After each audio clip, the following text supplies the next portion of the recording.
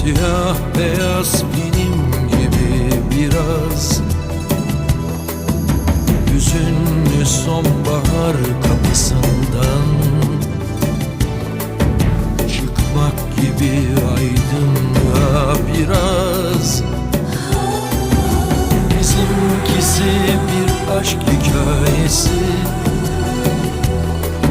siyah beyaz